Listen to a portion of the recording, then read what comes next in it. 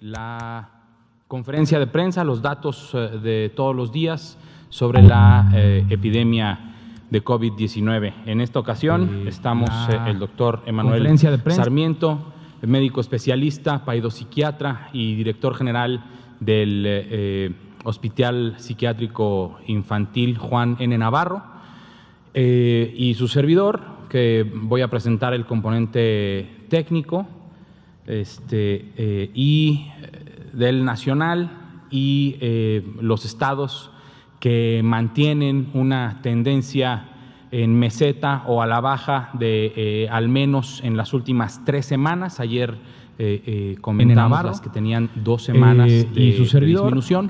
Y el doctor Sarmiento nos platicará sobre salud mental en los adolescentes y relacionado con lo que estamos viviendo actualmente en la epidemia de SARS-CoV-2.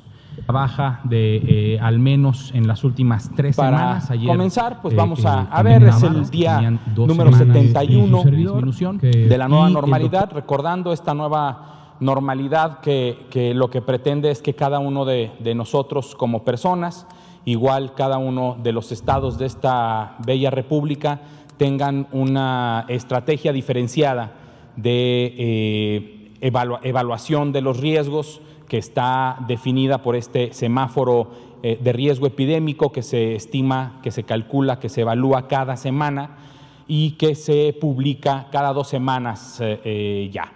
Estamos en este día número 71 y esta es la conferencia de prensa número 163. Vamos a empezar con el panorama, el escenario nacional.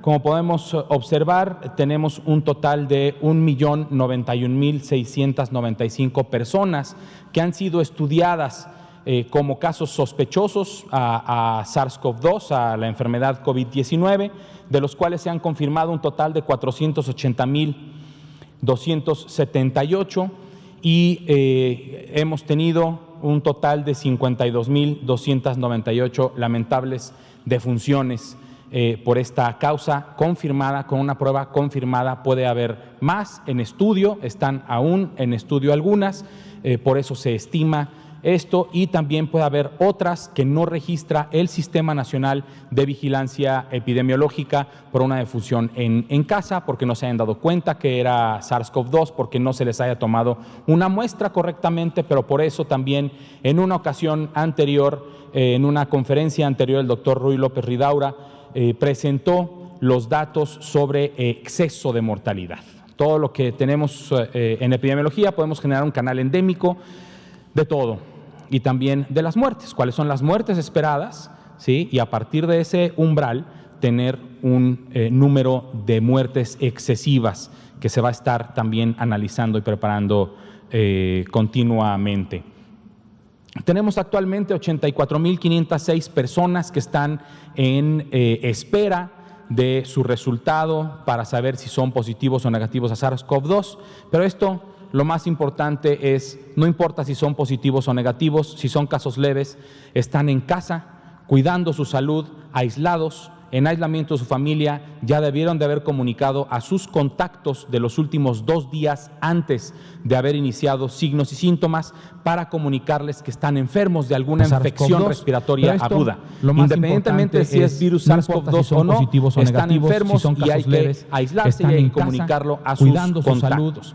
Y las personas que desafortunadamente presenten un cuadro grave de estas 84.506 personas en espera de un resultado positivo positivo, no están esperando a ver quién los atiende, están siendo atendidos, están hospitalizadas, están recibiendo el oxígeno que requieren, están recibiendo el tratamiento que requiere y están recibiendo la atención a su salud que así lo necesita.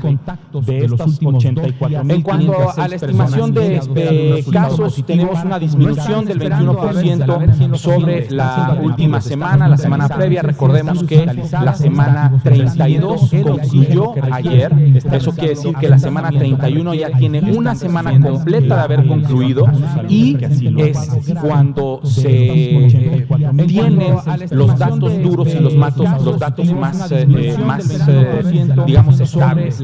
¿Pueden incrementar este número de casos, estos reportes? Sí pueden incrementar, pero después de una semana las variaciones no son tan importantes en cuanto al número, por lo que podemos también observar que esa disminución del 21% de casos estimados es una buena disminución, puede ser menor a lo que estamos viendo en este momento al terminar la semana 33, pero esta tendencia ya la estamos viendo desde hace 2 semanas y creemos que es un buen signo de que la sociedad está respondiendo, de que estamos respondiendo todos como Estado mexicano y que no debemos de bajar la guardia y debemos de continuar con las medidas básicas de prevención.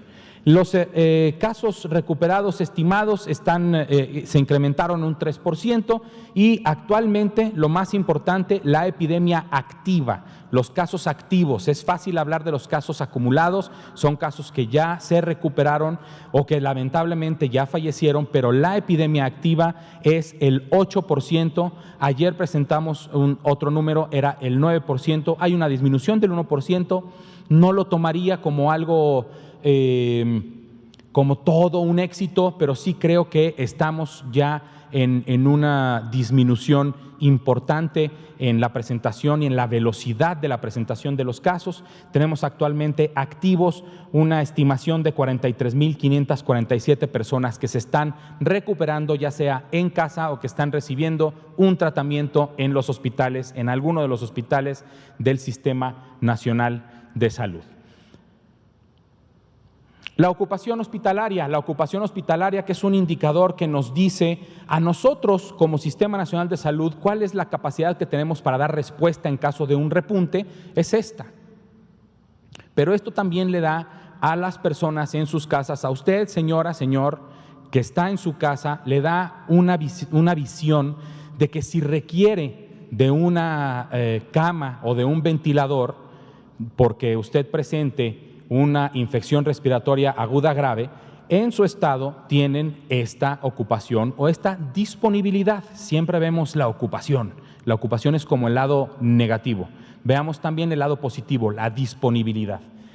El estado de Nayarit tiene una disponibilidad del 28%. El estado de Nayarit está llegando a un límite en el que o tienen que reconvertir más camas o debemos de empezar a pensar en una expansión. Es diferente la expansión que la reconversión. La expansión es ya tener los hospitales móviles, las tiendas, los hospitales que están en los estacionamientos, en los parques públicos para atender a las personas, dado que se ha llenado los hospitales. Están en 28% de disponibilidad. Esperamos que con los datos de próximos días y semanas empiece a disminuir la ocupación porque se han dado de alta más personas y porque no ingresen tantas personas como las que se han dado de alta. En segundo lugar, Nuevo León, después Coahuila, Colima, Tabasco.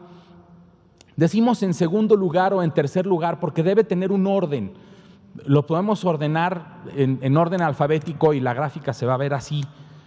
Es simple y sencillamente para ordenar, no es porque Nayarit, Nuevo León, Coahuila estén haciendo un mal trabajo versus Campeche o Chihuahua. Es simple y sencillamente el estado actual de la ocupación hospitalaria en todos y cada uno de nuestros estados. A nivel nacional tenemos una disponibilidad del 60%, que esto significa que hay 18,451 camas disponibles para personas que presenten un cuadro de infección respiratoria aguda grave que no requieran de ventilación mecánica. Para los que requieren de ventilación mecánica, tenemos disponibles 6,647 camas. Las personas que están ocupando una cama sin ventilador y que por desgracia o desafortunadamente requieran de un ventilador mecánico posteriormente, esta es la disponibilidad que hay. En Colima, 34%, en Nuevo León, 35%, en Baja California, 52%, al igual que en Tabasco, y así sucesivamente hasta llegar al estado de Campeche, que tiene apenas una ocupación del 13% de las camas con ventilador mecánico que tienen disponibles en el estado de Campeche. Esto nos da un indicador de que las personas que requieran de una ventilación mecánica tienen un lugar disponible todavía en todos y cada uno de nuestros estados, y que también estamos trabajando para que si en Colima, Nuevo León, Baja California, que son de los de mayor ocupación, se requiriera de algún otro ventilador que está disponible en un estado que no lo está ocupando, se pueda llevar, porque somos un solo país, somos un solo sistema nacional de salud y debemos de estar todos pendientes de todos, porque como dice también Susana Distancia, si te cuidas tú, nos cuidamos todos, y entonces cuidándonos todos como país es como vamos a salir de esta epidemia. Vamos a ver un total de 6 estados que han tenido un descenso consistente en 3 o más semanas epidemiológicas: Baja California, Chiapas, Estado de México, Oaxaca, Sinaloa y Sonora. Vamos a empezar con Baja California, que tiene ya una disminución de la semana previa a la actualmente más disponible del 21%. Se puede observar en la línea azul cómo desde la semana 25 se observa una disminución que además ha sido más importante en las últimas semanas, hasta tener una estimación de casos activos de tan solo el 5% del total de su epidemia, teniendo un total de casos estimados activos de 720. Vamos a ver por municipio de este mismo estado, viendo cómo la capital, Mexicali, había tenido el mayor de los incrementos más rápido en apenas unas 10 semanas hasta llegar a su pico máximo. Después un descenso importante que repuntó cuando probablemente se inició la nueva normalidad. Recordemos que el estado de Baja California pues es uno de los estados que tiene una comunicación muy importante con el vecino del norte, los Estados Unidos, y este intercambio cultural y económico que hay entre Baja California y California en ese momento hizo que se incrementara un poco la tasa de incidencia de casos, pero posteriormente, gracias a la intervención de toda la sociedad y de su gobierno estatal, se ha visto una disminución importante. Ensenada había, cuando todo empezaba a bajar en Baja California como estado, Ensenada empezó a incrementar su incidencia de casos y hubo una intervención directa y específica de parte de las autoridades locales. Así fue como lo comentaron con nosotros, que habían ido directamente a Ensenada a hacer una intervención específica.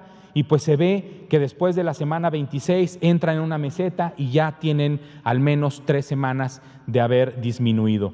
También podemos observar Tijuana, que incrementó, fue una de las primeras ciudades en nuestro país en tener un pico epidémico importante, y después ahí se mantuvo, se ha mantenido, y entre subidas y bajadas se ha mantenido también ahí Tijuana. Pues agradecemos a toda la sociedad por apoyar a esta disminución de casos en todo el país.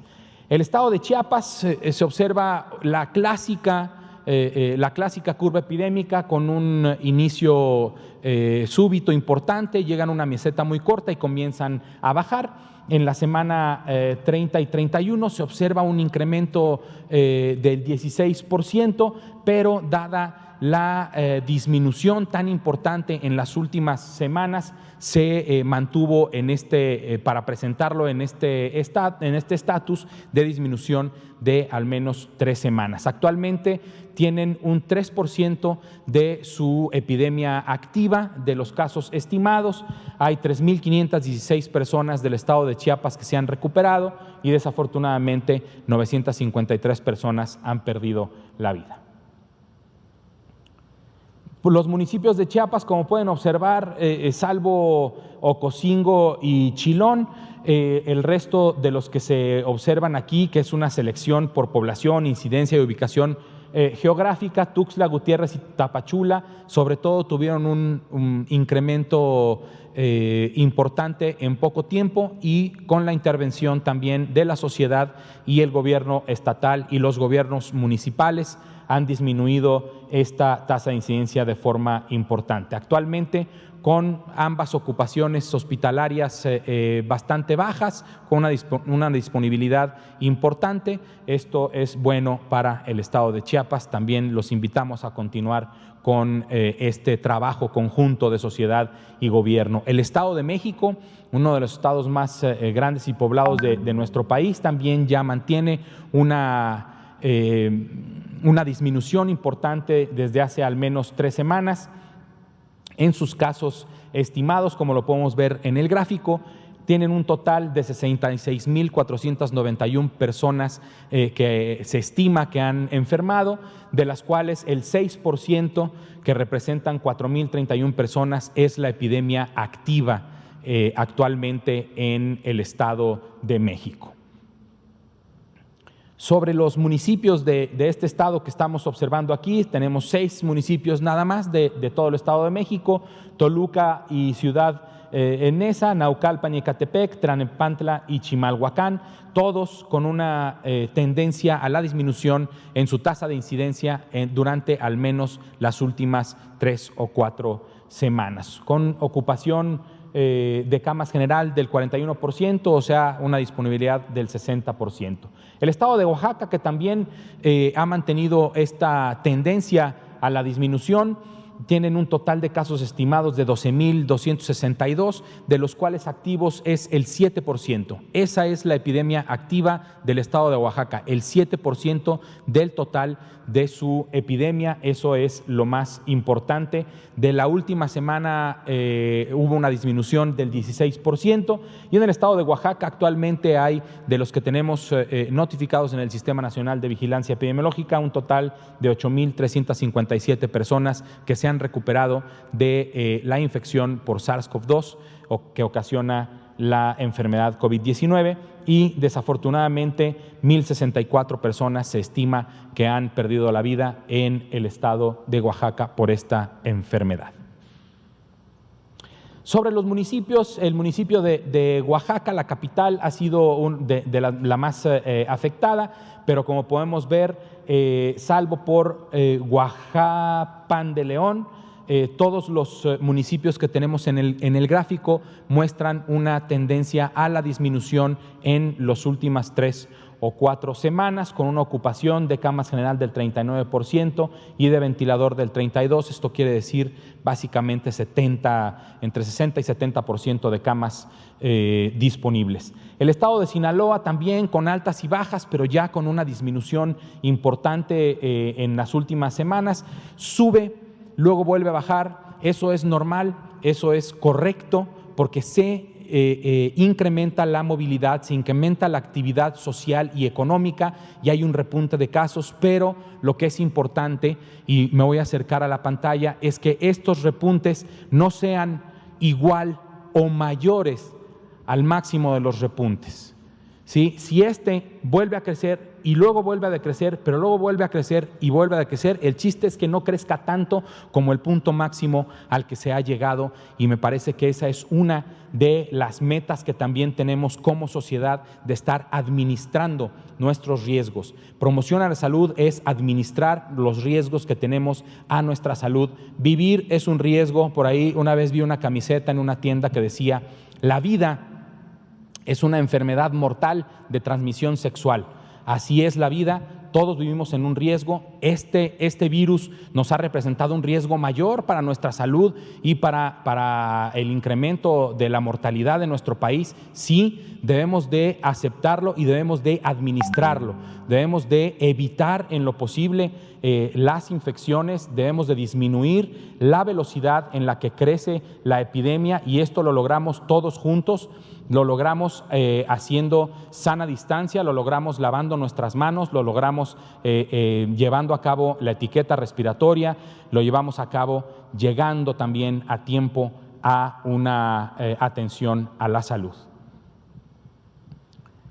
De los municipios de Sinaloa, Guasave ha sido el más afectado en cuanto a la tasa de incidencia. Recordemos que esto no necesariamente es el número de casos, sino que es el número de casos versus la población que vive en esa ciudad, pero pues podemos observar, en este caso, igual que en los otros, básicamente fácil ver cómo en las últimas al menos 3 o 4 semanas hay una disminución en la tendencia de los casos, excepto en el municipio de Navolato, si no me falla la vista, en el color amarillo, que en Navolato tiene un pequeño repunte. Esperemos que no siga creciendo, que se mantenga ahí y que empiece a bajar el municipio de Navolato, con una ocupación o disponibilidad de básicamente el 60% del estado de Sinaloa.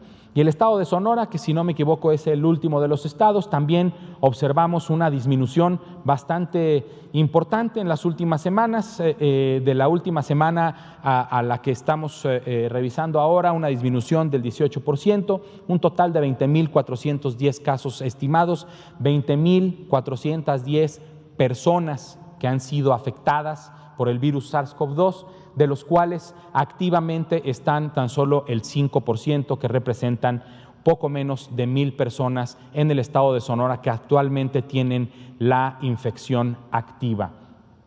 13.421 sonorenses se han recuperado de esta enfermedad y lamentablemente han perdido la vida 2.364 personas a las que se le han estimado estas lamentables defunciones. Por el municipio también, el municipio de Hermosillo, la capital, la más afectada, pero con una disminución de forma muy importante, gracias a la acción comunitaria y a la acción del gobierno local y el gobierno estatal y municipal, que han tenido otras actividades con su población para disminuir la movilidad y disminuir la velocidad con la que crece la epidemia, y logrando una disminución importante, no solo Hermosillo, sino también el resto de los municipios de este bello y enorme estado de Sinaloa. Finalmente, ¿qué debo hacer yo? ¿Qué debo hacer yo como persona? ¿Qué debe usted hacer en su casa con su familia? Atender a las indicaciones de nuestras autoridades estatales y municipales. Estamos trabajando los 3 órdenes de gobierno en conjunto. Ya lo he mencionado, a través de la Red Mexicana de Municipios Saludables estamos trabajando con los presidentes y las presidentas municipales de todo nuestro país. Hay que lavarnos las manos frecuentemente, está en nuestras manos disminuir la velocidad de contagios. Hay que toser y estornudar en nuestro ángulo interno del codo, como dice el doctor Gatell, ¡achú! Así, traigamos o no traigamos cubrebocas, pero importante, usa tu cubrebocas correctamente como lo trae Susana, tapando nariz y boca. Aunque la barrera o aunque el instrumento se llame cubreboca, a lo mejor se les hizo feo ponerle cubre nariz y boca, pero hay que cubrir la nariz y la boca. Hay que mantener la sana distancia. Y a los que no nos o les guste utilizar el cubrebocas siempre porque es incómodo, hay que utilizarlo sobre todo en los lugares en donde no hay sana distancia. Ahí es vital usarlo. Si yo aquí lo usara, en este momento tendría una barrera extra a la barrera de la sana distancia que tengo con las personas que están en la primera fila, que están aquí moviendo la presentación y con el doctor Sarmiento. Eso es muy importante, mantener sana distancia. Y por último, ¿qué debo hacer? Si tengo síntomas respiratorios y pertenezco a uno de los grupos de mayor riesgo para presentar un cuadro grave, voy a atención a mi salud, voy a recibir atención médica de inmediato para que me revisen, para que chequen que mi metabolismo esté funcionando correctamente, si vivo con diabetes, que mis niveles de glucosa estén bien, si vivo con hipertensión, que mi presión arterial esté bien, porque así es como vamos a podernos recuperar o evitar un cuadro grave. Y hay que recordar los signos de alerta, estos son los más importantes. De esto hablamos cuando decimos la atención tardía. No se habla de una atención de la epidemia tardía, sino de que se atienden las personas de forma tardía porque ya llegan complicadas. Al primer signo, al primero de alarma, que sea falta de aire, dolor en el pecho, si tienen oxímetro de pulso, una saturación por debajo del 93%. Si no lo tienen, cansancio extremo, fiebre persistente, si dan 2 pasos y les falta el aire, ese es un signo de alarma. De inmediato hay que llamar al 911 o acudir a un hospital a recibir atención. Ya vimos que la ocupación hospitalaria en general hay suficiencia para atender a las personas que así lo requieren. Si tienen estos signos de alarma, por favor, vayan a un hospital. Muchísimas gracias por su atención y le cedo la palabra al doctor Emanuel Sarmiento. Gracias.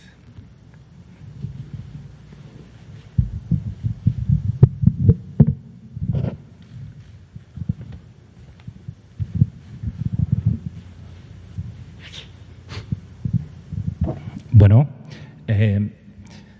pues antes que nada es un gusto estar nuevamente aquí con todos ustedes. Muchísimas gracias al doctor Hugo López-Gatell, al doctor Ricardo Cortés y a todo el equipo que los conforma por realizarme esta invitación.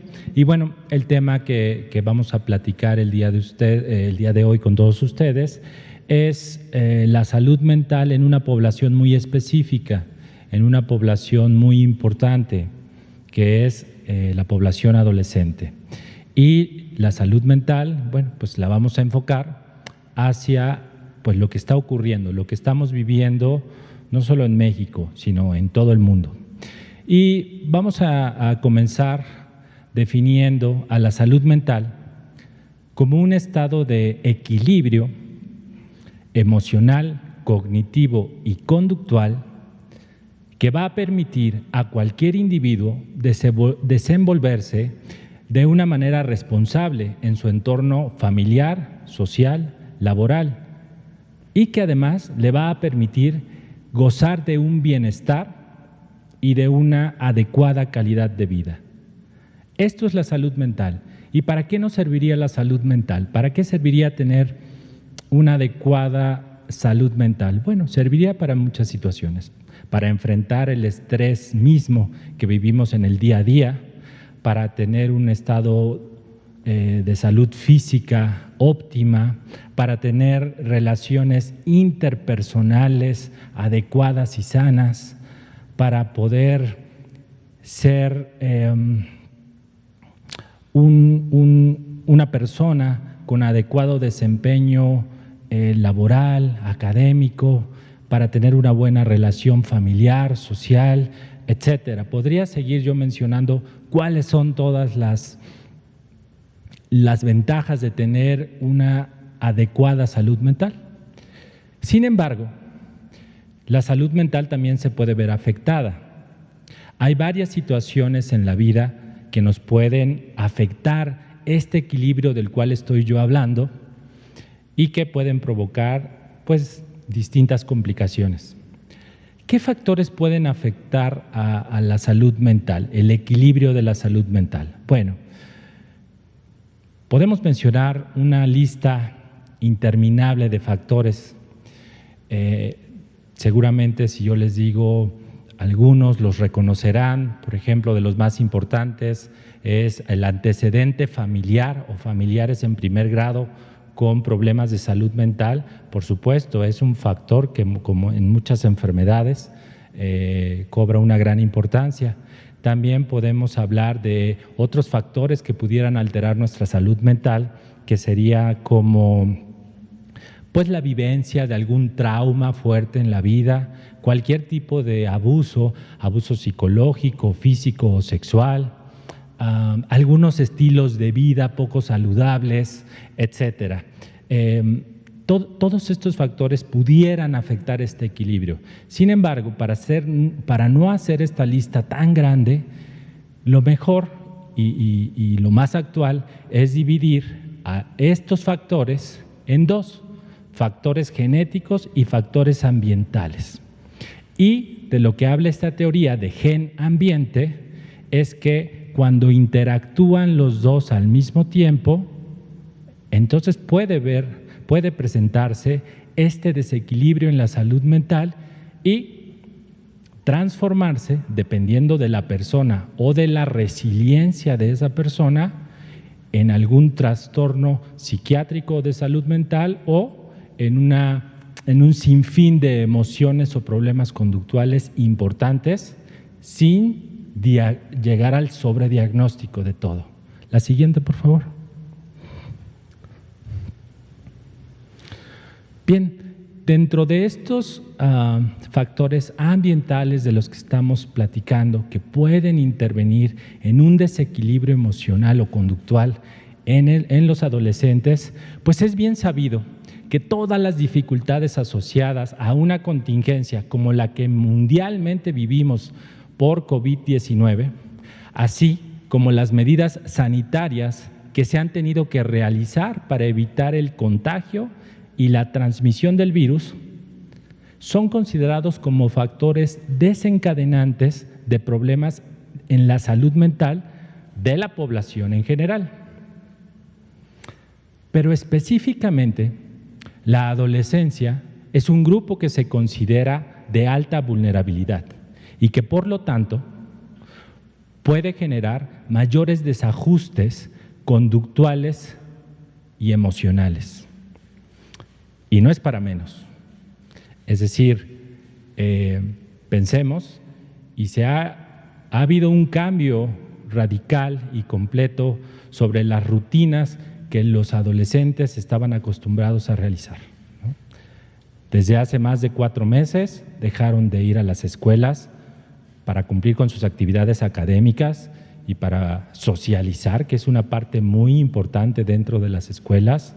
Desde hace más de 4 meses han dejado de salir por las tardes, han dejado de salir los fines de semana a ver a sus amigos, a ver a sus familiares, a ver a sus novios, ¿por qué no?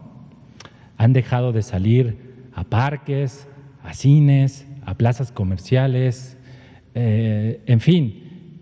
Por eso digo que no es para menos que empiecen a generar después de 4 meses una serie de problemas emocionales o conductuales que probablemente se vayan incrementando con el paso del tiempo y que, bueno, de marzo, del 20 de marzo a la fecha actual, pues probablemente ya estén cobrando una factura elevada en muchos de ellos. La siguiente, por favor.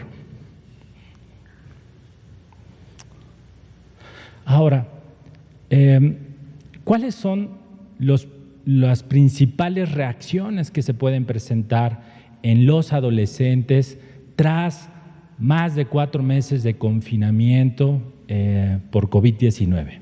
Yo las dividiría en 2, alteraciones emocionales y alteraciones conductuales. Antes de entrar a una alteración emocional, pues habría que entender qué es una emoción, y las emociones no nos deberían de espantar. Todos, absolutamente todos, tenemos emociones. Las emociones yo las definiría como todos estos sentimientos que los seres humanos en general presentamos y que son secundarios o que son consecuencias de alguna situación específica que estamos viviendo, ya sea pasada o presente.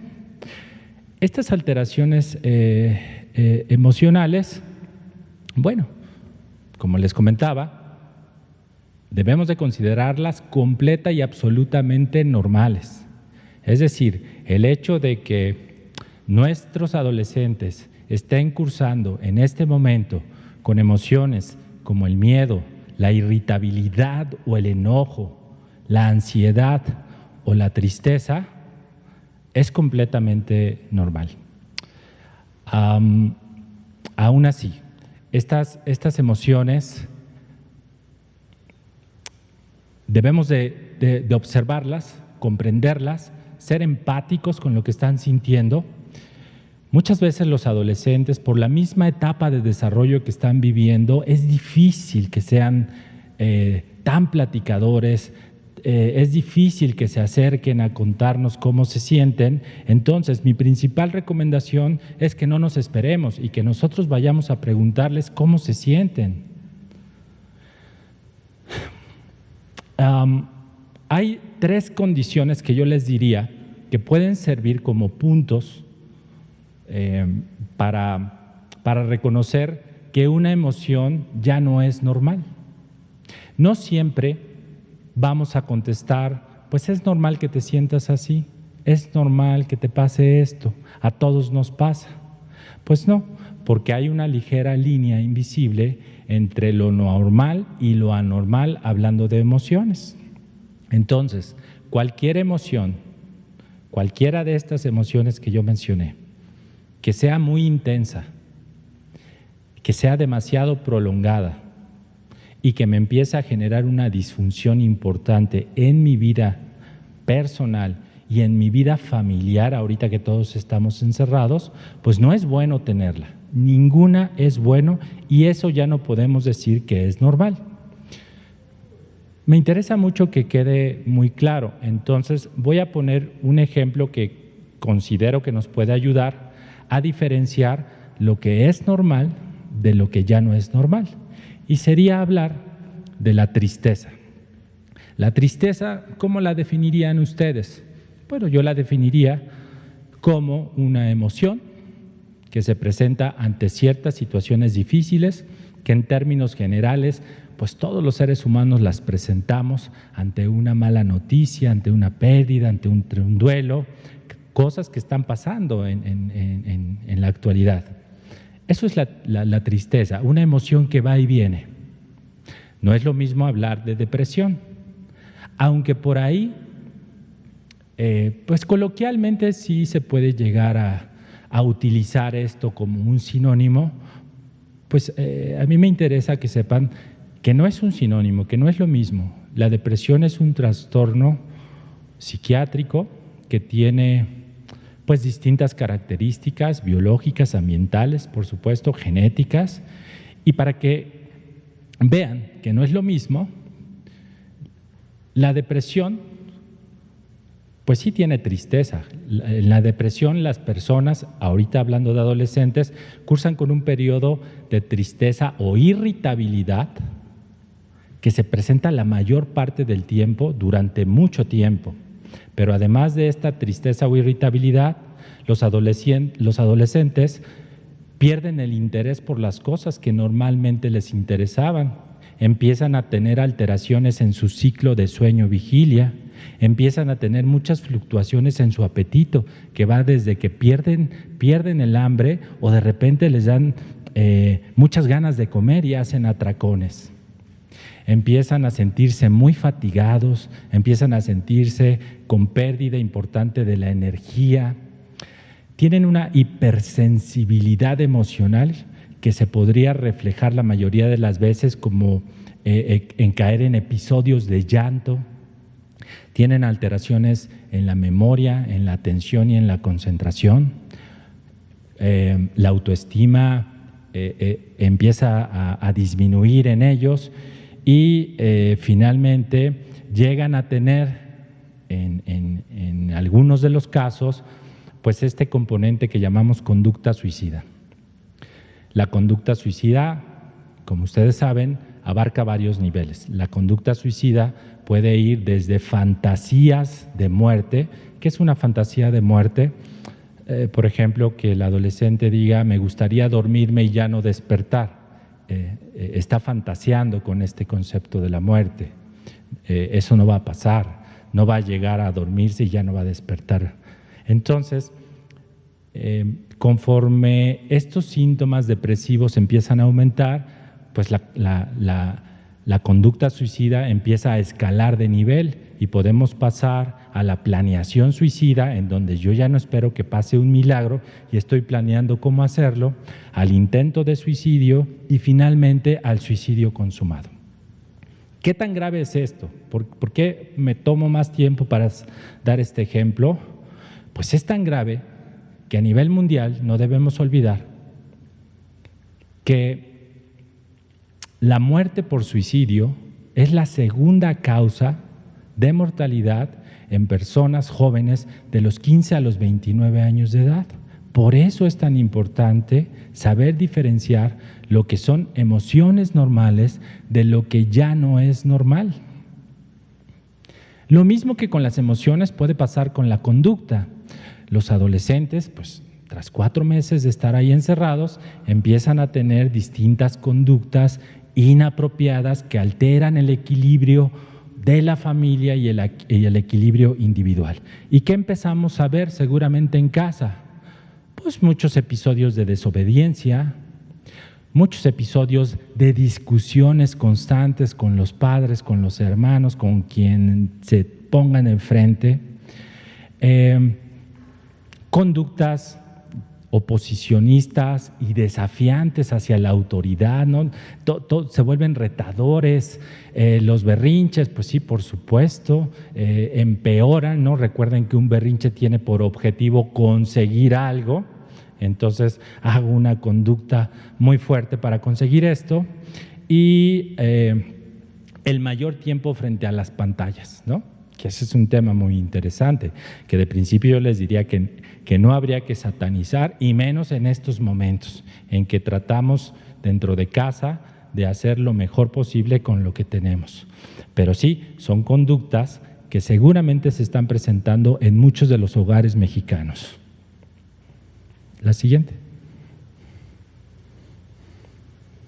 Ahora, digamos que esta es la parte normal, lo que podríamos esperar en la población adolescente tras la contingencia. Sin embargo, ya también existen varios estudios científicos que están reportando lo que pasa en la población adolescente que tuvo que enfrentarse a este confinamiento por COVID.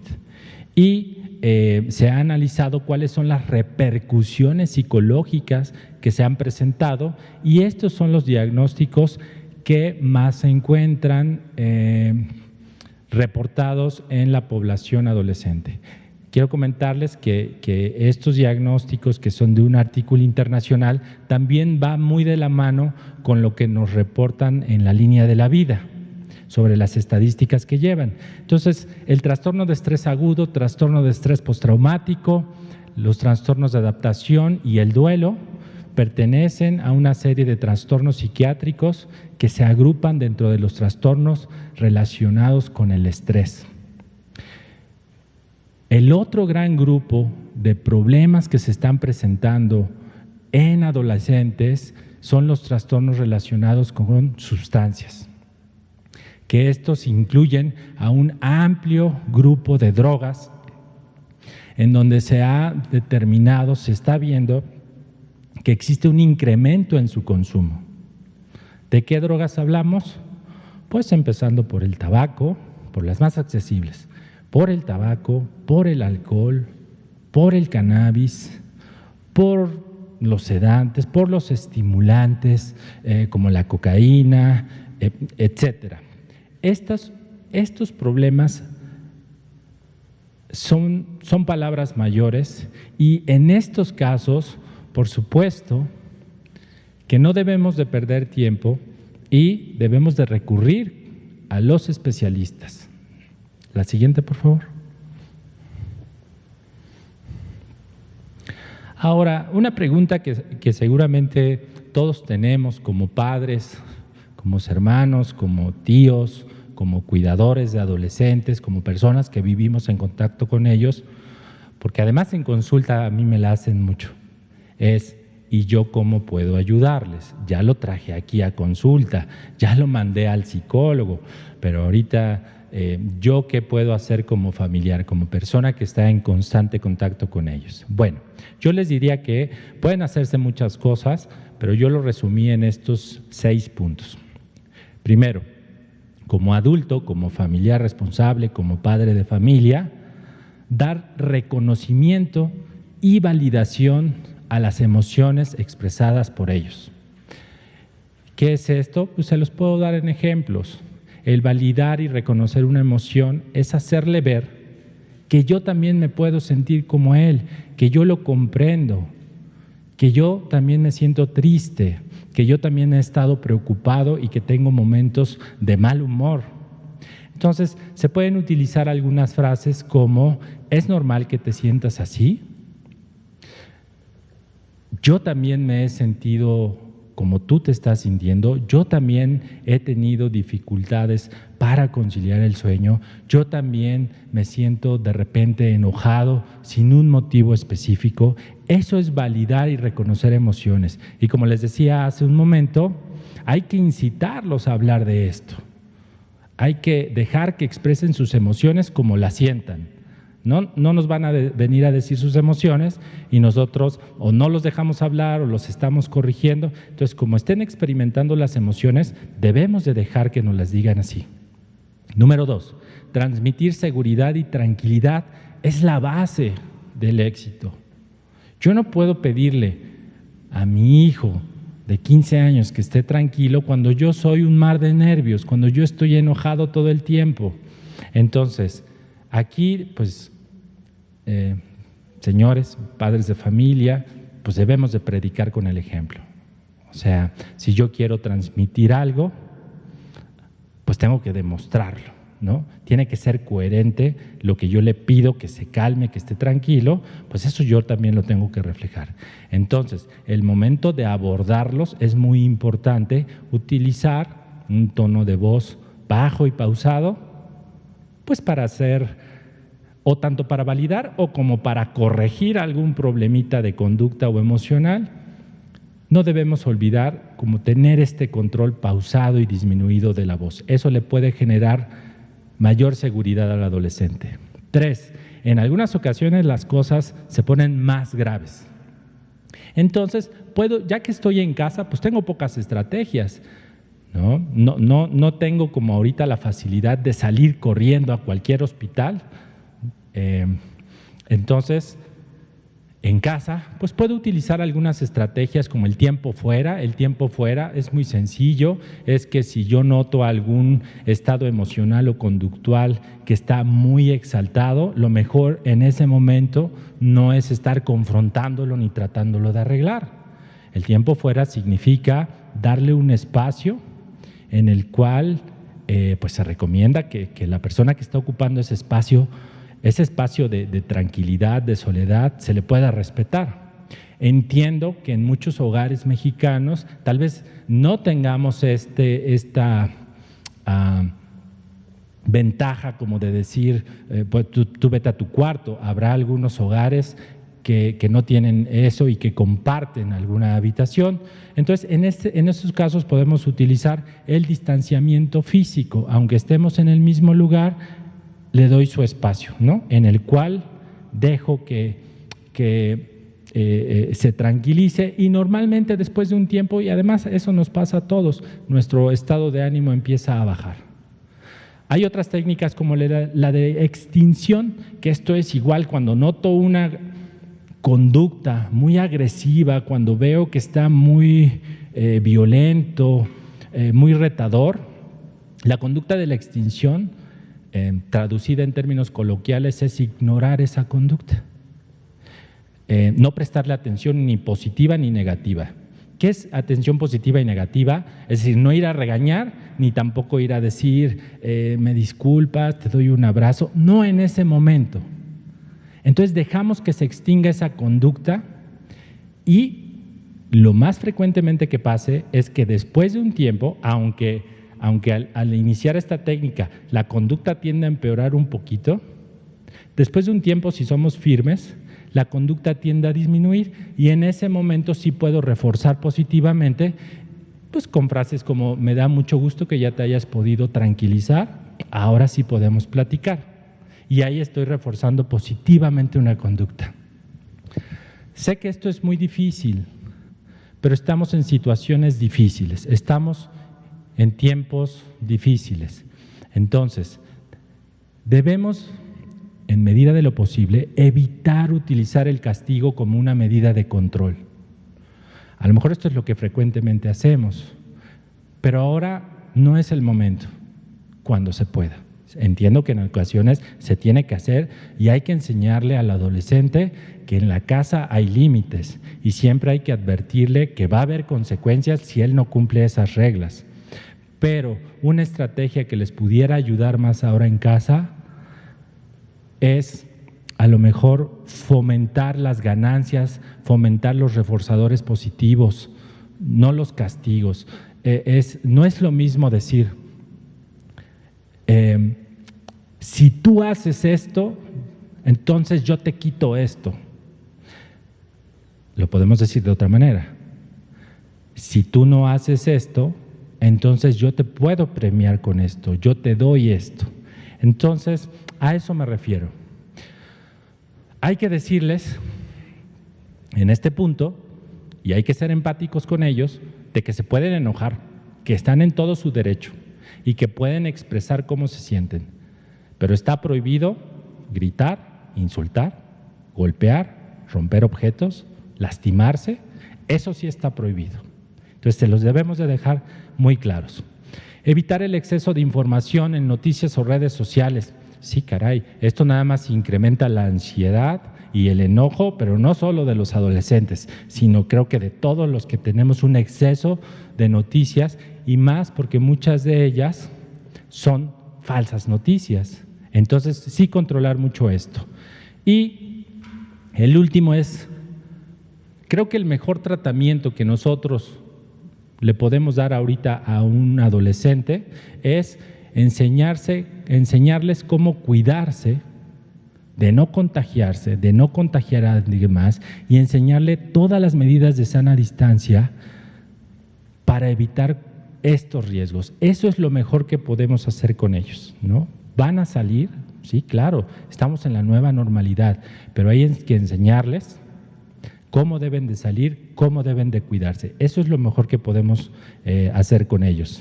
La siguiente, por favor. Bueno, y recordarles que si necesitan orientación, que si necesitan un apoyo, pues que tenemos redes de profesionales como Contacto Joven, que es la Red Nacional de Atención Juvenil, en donde si sentimos que la situación ya salió de control, podemos enviar la palabra contacto al 5572 11 2009 y ahí personas, de esto ya hablaron en otra conferencia pasada, hay personas jóvenes que fueron capacitadas, dan una atención. La siguiente, por favor.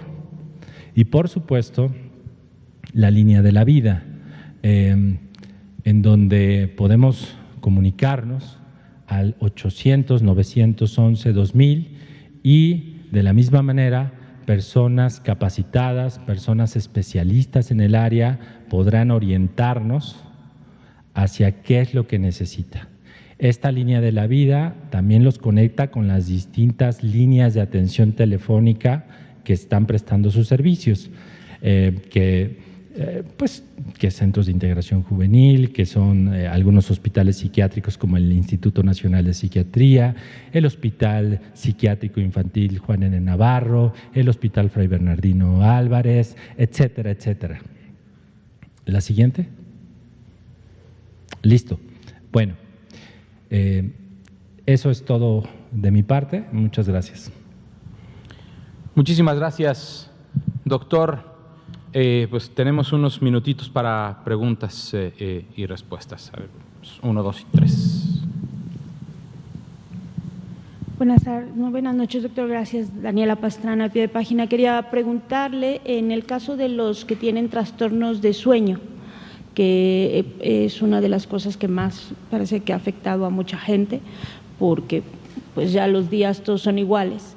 ¿Hay alguna técnica o hay alguna cosa que se pueda utilizar para personas que simplemente ya tienen que volver ahora a clases, algunos, y tienen los horarios totalmente confundidos? Sí, efectivamente, esto no es nada más en adolescentes. Esto de los trastornos de los sueños se está presentando en preescolares, escolares, adolescentes, adultos mayores, ¿no? Nos está pasando como este fenómeno que es natural cuando tenemos un periodo vacacional, es el mejor ejemplo que se me ocurre, y que consciente o inconscientemente empezamos a modificar el sueño, nos empezamos a dormir más tarde y a despertar más tarde, ¿no? Ahora, esto es dentro de lo normal, lo que siempre sabemos. Durante estos 4 meses de contingencia,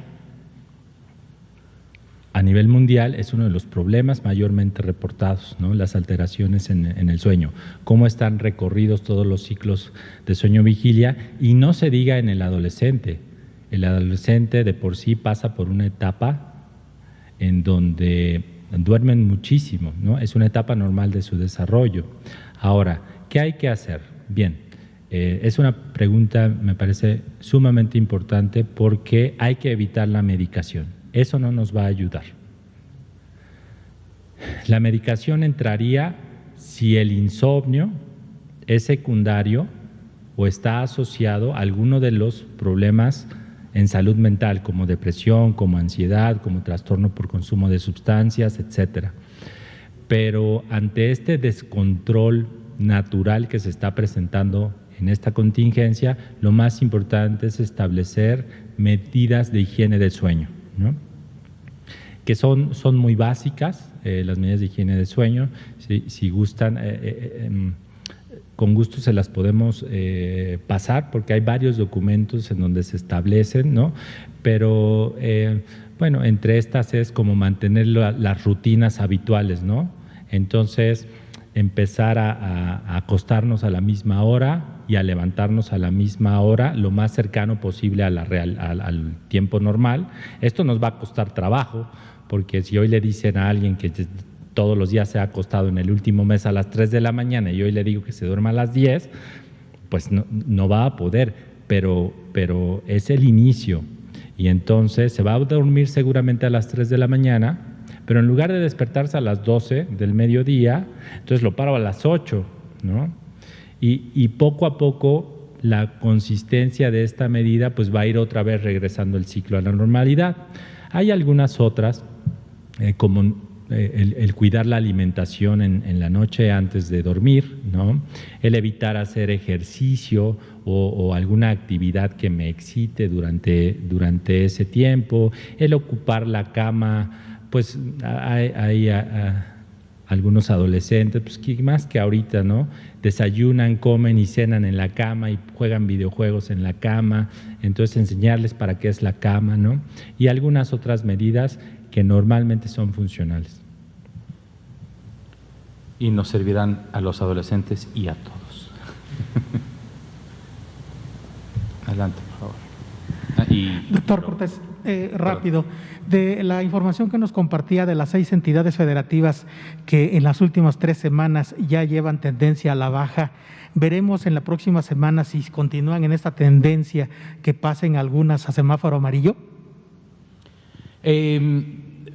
Una de las 2 de los 4 indicadores que tenemos son de tendencia, efectivamente.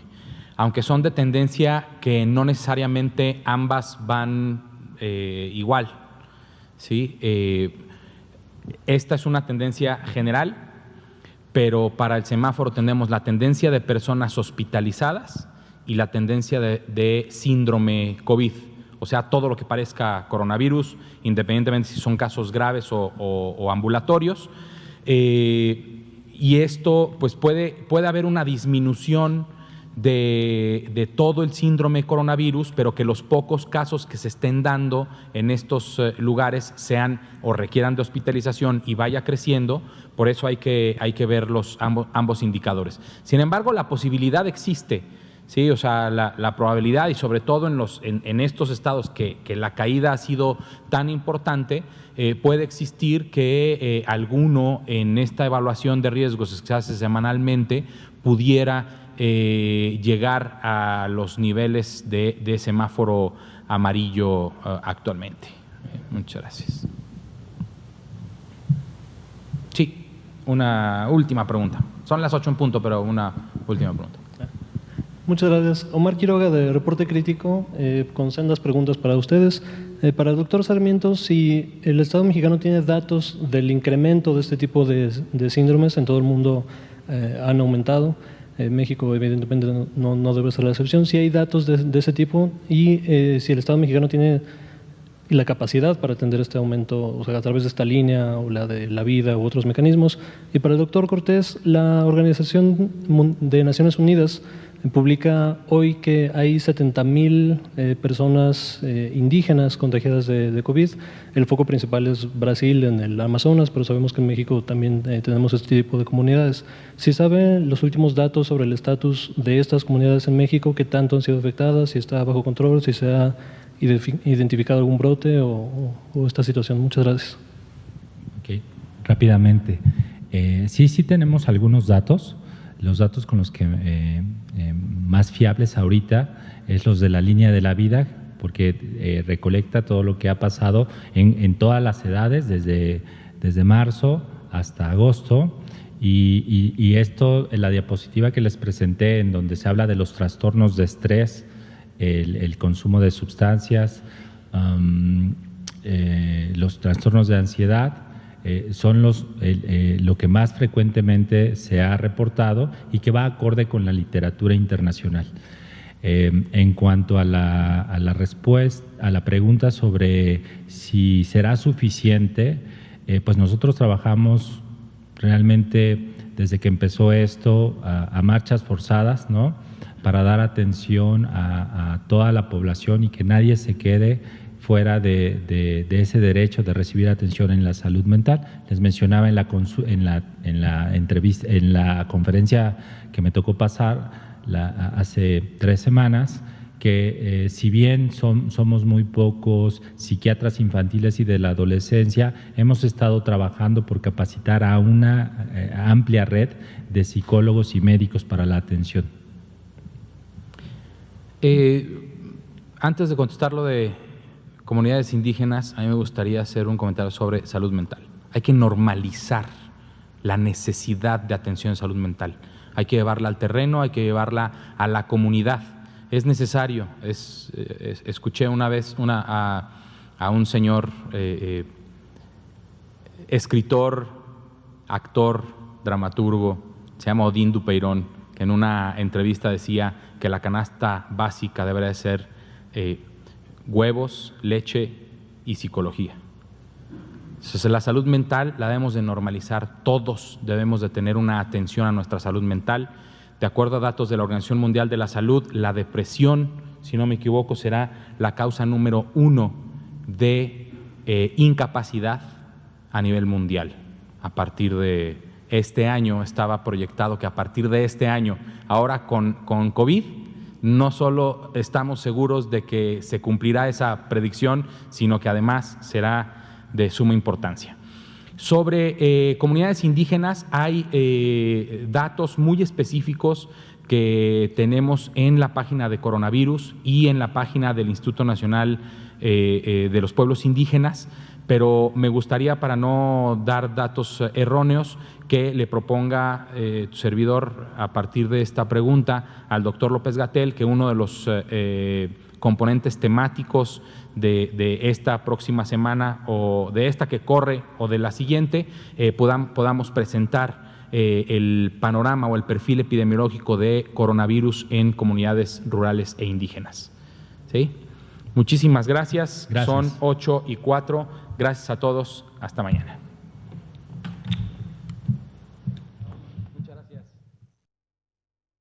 Los mexicanos somos como las montañas de nuestro país.